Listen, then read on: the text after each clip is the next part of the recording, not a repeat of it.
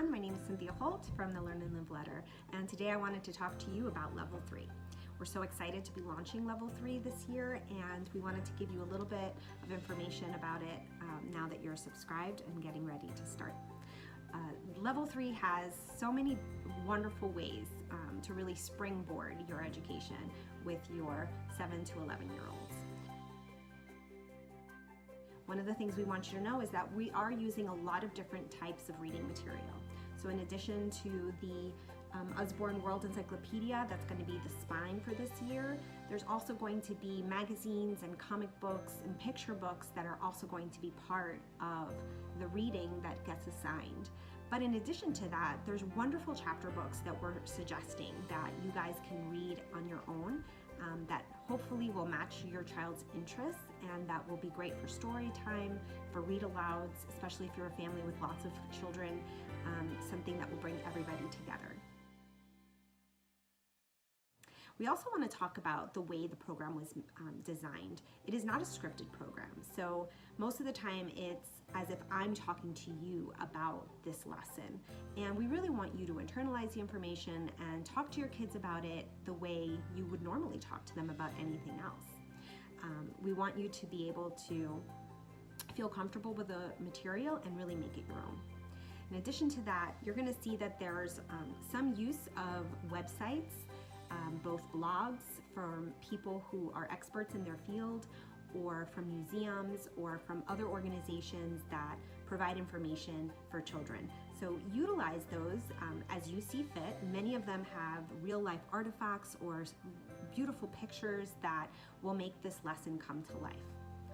But of course, if you live in a place that has this museum and has all of this in that you can bring them to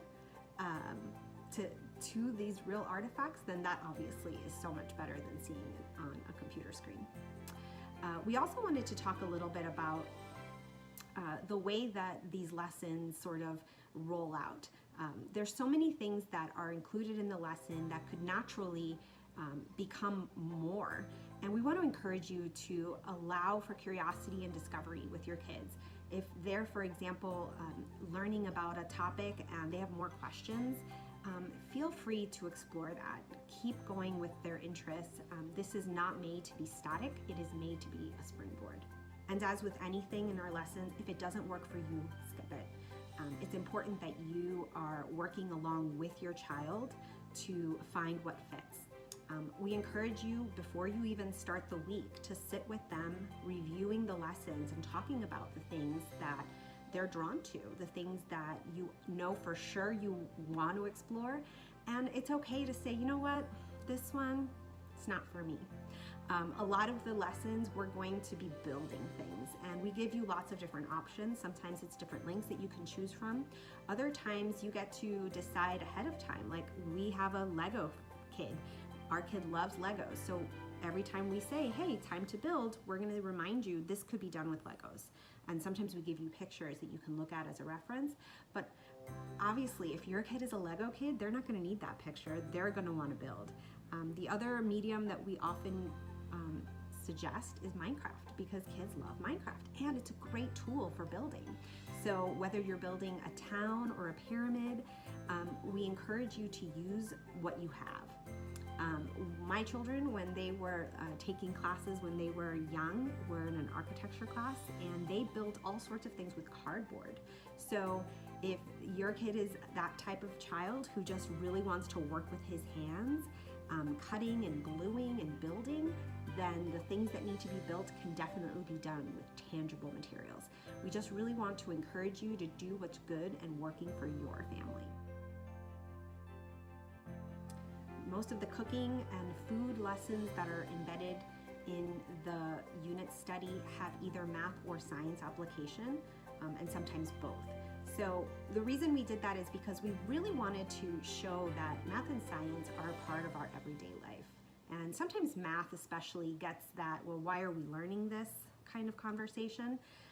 And so even though our curriculum is not made to be a math curriculum, what we're really hoping that you and your family get to appreciate is that math is in our everyday life, and that when they see the value of math in the way that we live, in our, especially our cooking, which is how we're bringing it out, hopefully that will make their relationship with math be positive. And that's really what's most important to us, is that they have a positive relationship with learning, and that you as a family can continue to make connections while you do your lessons. Finally, we want to talk a little bit about the writing that our program does. We love the classical education method of writing, where there's purposeful writing, and before a child is asked to do creative writing, he's really understood the mechanics of it. So we really want you to individualize the writing that is done. We will give you some writing prompts, and we might suggest giving some ideas for you to do writing, but it really is about you and your child connecting with the lesson.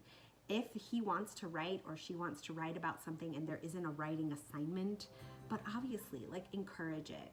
If they want to draw instead of write, that's fine. If they want to videotape themselves giving a public sort of like a public speech instead of writing, that's also a great form of communication that should be encouraged. So make it work for you. Do what your child is normally going to thrive at, so that it can be a successful lesson. Thank you so much for choosing Learn and Live Letter. We're so honored to have you with us, and we're so excited to be on this journey with you, and we hope you have a great year.